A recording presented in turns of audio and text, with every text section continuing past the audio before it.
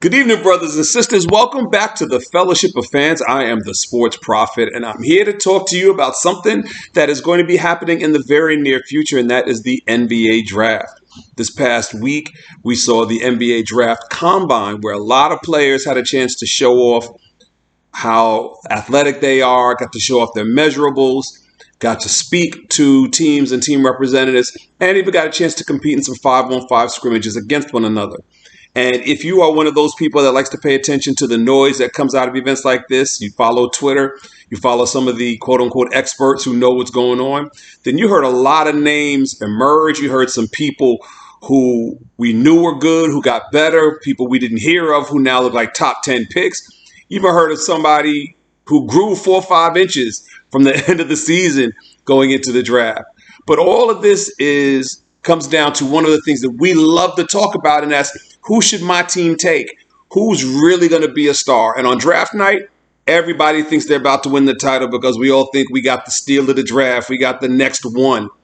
And the truth is, it doesn't always work out that way. So my question tonight, though, is when you're looking at college players or G League players or undrafted free agents, are you more drawn to a player's potential or a player's production? And here's what I mean.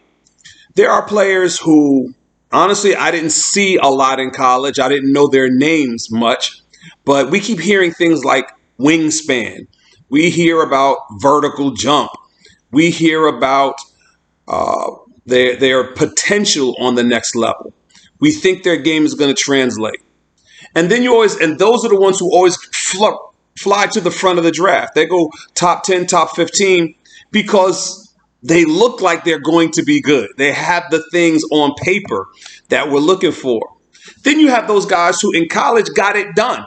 They put up good numbers and they get overlooked for some reason.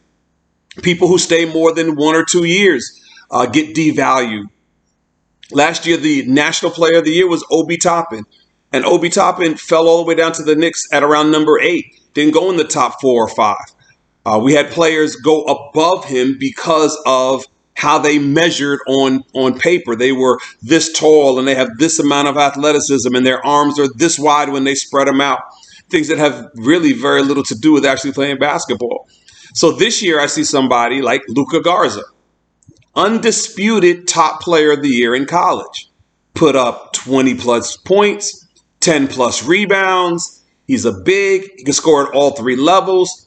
And he's even lost 30 pounds since the end of the season to just show how committed he is to success on the next level. And I'm still seeing Luka Garza projected to be number 55, 56, 58. Are there really 57 people better than the National Player of the Year in college? So everybody has their own evaluation criteria. So my Fellowship of Fans, the Sports Prophet, is reaching out to you this evening, and I'm asking you, what gets your attention when you're looking at potential prospects? Do you like the potential? Do you like the 6'3", 6'4", 6'5" playmaking point guard who didn't put up big numbers necessarily, but has extra long arms and looks like their game may translate? They're great in pick and roll, even though their college didn't run it that often. Or are you more interested in the kid that just got it done, who actually put up numbers, who played against the best competition around and performed well? So each year we see a mix. Top picks are going to be young guys who have a mix of production and potential. Then after you get past the first 3 or 4, we get down to that question. Do I want that kid who looks like they might be able to turn into something? Do I want that young player who has done some good things already? And I just wonder if they're going to continue to be able to do that against grown men. So that's the question for the day, and the Sports Prophet wants to hear from you. So jump on, give us your comments, give us your thoughts. That's what the Fellowship of Fans is here to do, to provide the forum for our conversation around whatever we want to talk about. And this is the question I'm throwing out to you today. When it comes to your team and the kind of player you want to draft, are you drafting for potential or production? Let me hear from you, sports fans. Let me hear you, brothers and sisters. This is the Sports Prophet giving you the question for the day. Come on and jump into the Sports Fellowship. Let us know what you think. We appreciate you. Let's go.